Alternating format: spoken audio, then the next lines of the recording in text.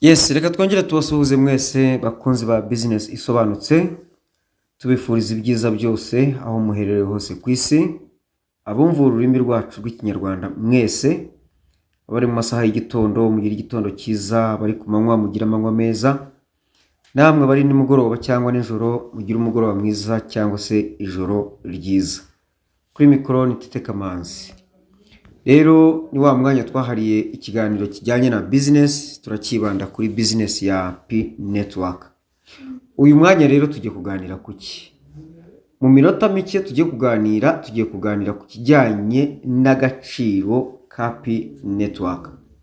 Ibi ngibi ni ibintu duhora tugarukamo, ariko nta bimenyetso, nta bishushanyo, nta mashusho, nta mafoto tubereka, turababwira.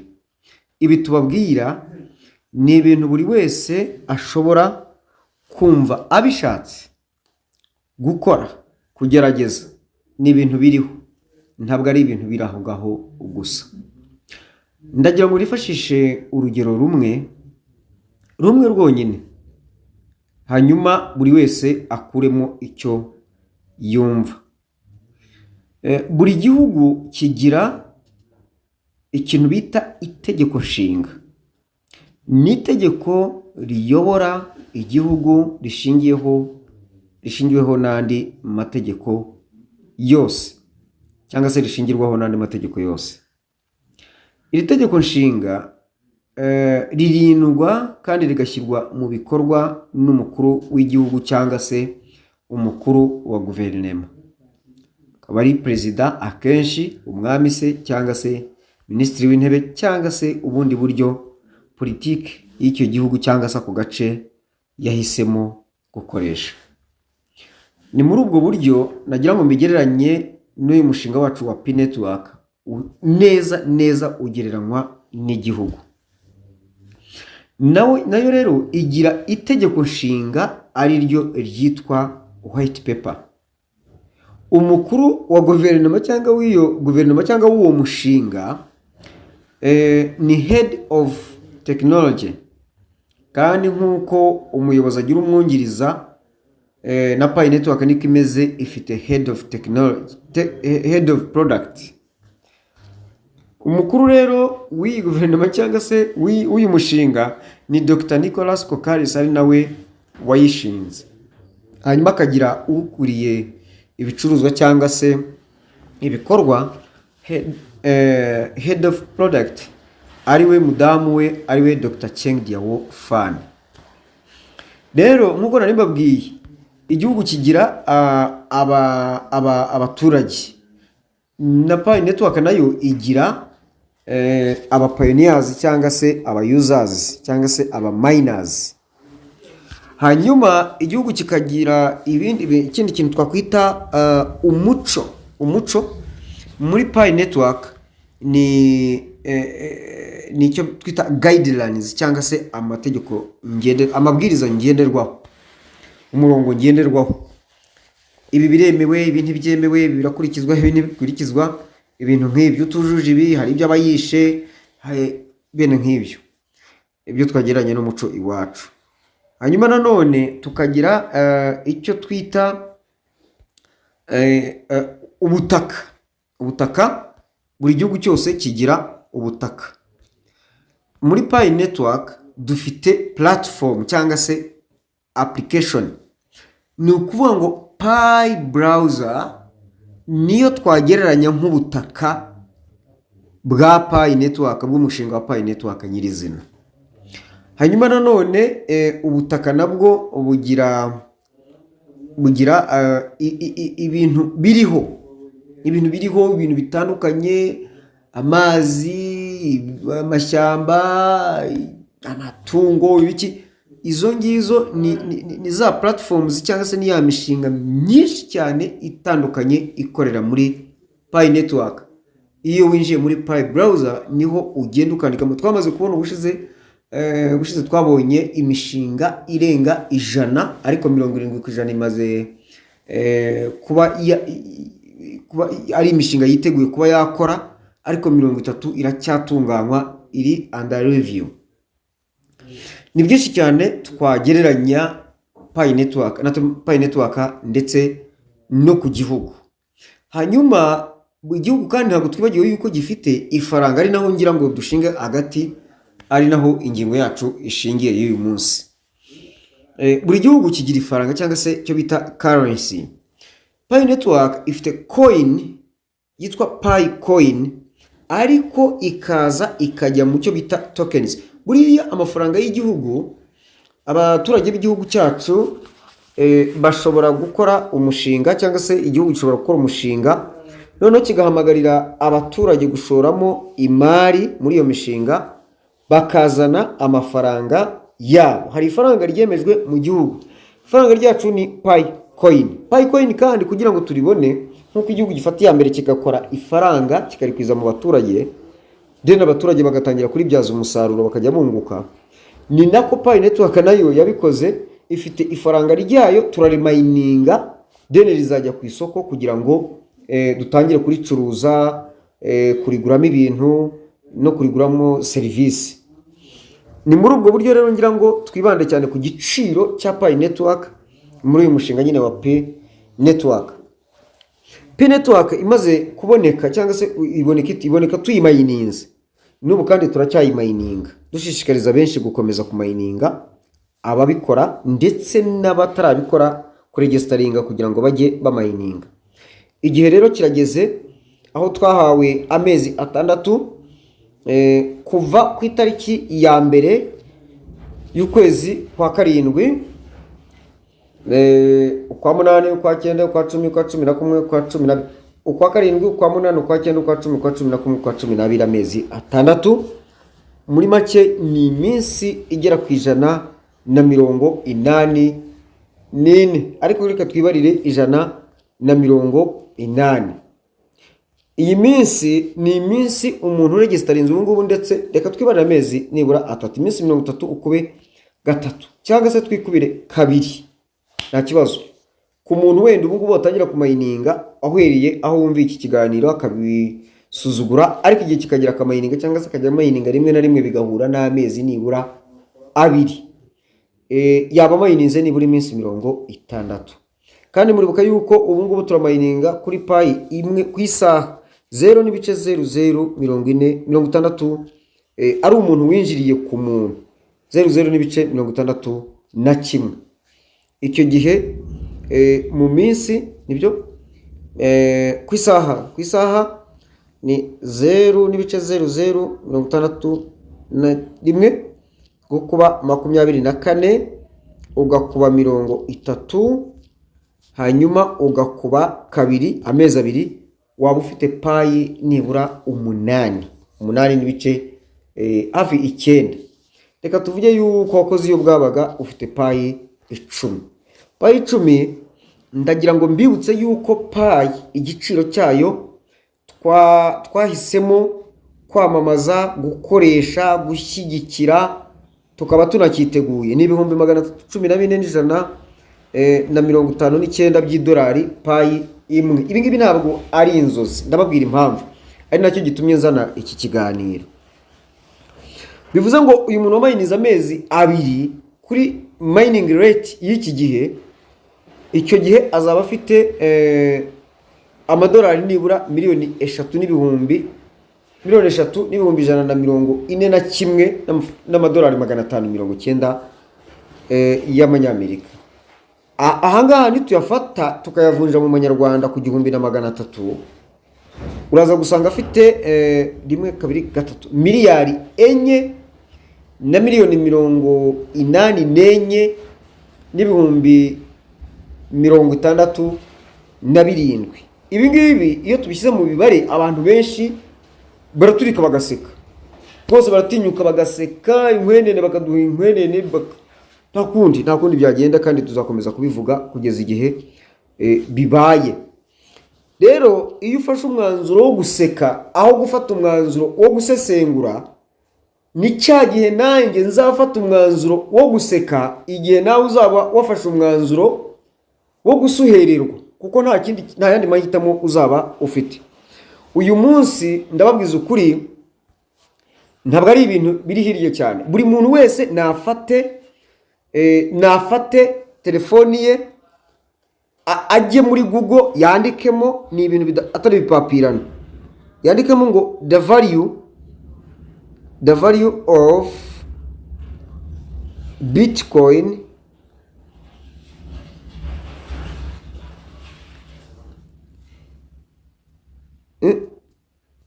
Bitcoin as of 2019, igihe yari igiye ku isoko. Iki gihe nimureba agaciro Bitcoin yari ifite agaciro k'amadolari atarageze. What was the value of Bitcoin in 2019? Dore ngibi biranditse, ntago ari ngiye wabyanditse. Buri hari abantu basoma ibintu muri Bibiliya bikabatungura kubera ko ari bwo babibonye, ariko uro igihe byandikiwe nta numwe muri twebwe uriho ubu ngubu bisoma wigeze abigiramo uruhare. Icyo gihe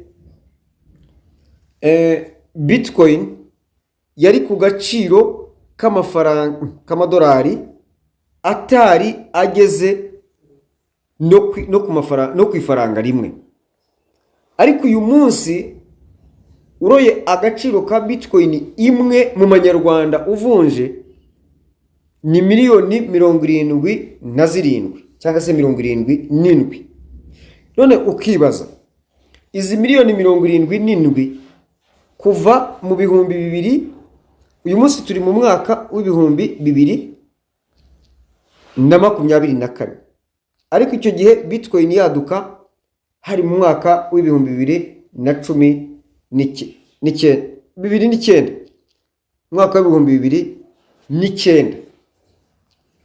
2009 hashize imyaka 15.